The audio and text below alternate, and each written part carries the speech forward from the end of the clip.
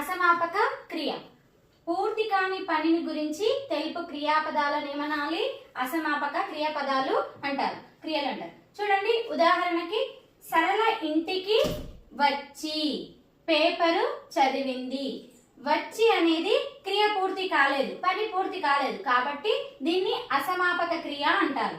అలాగే చూడండి, రవి పుస్తకం చదివిన తర్వాత ఏం చేశాడనేది తెలియదు, కాబట్టి చదివి అనేది అసమాపక క్రియ, క్రియ పూర్తి కాలేదు అంటే పని పూర్తి కాలేదు.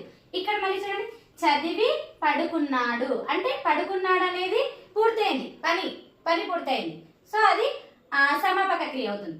గీత బజారుకు వెళ్ళి కూరగాయలు కొన్నది. వెళ్ళి అనేది అసమాపక క్రియ, అంటే ఏదైతే పని పూర్తి కాలేకుంటుందో, ఏ క్రియ అయితే అసంపూర్తిగా ఉంటుందో దాన్ని అసమాపక క్రియ అని అంటారు.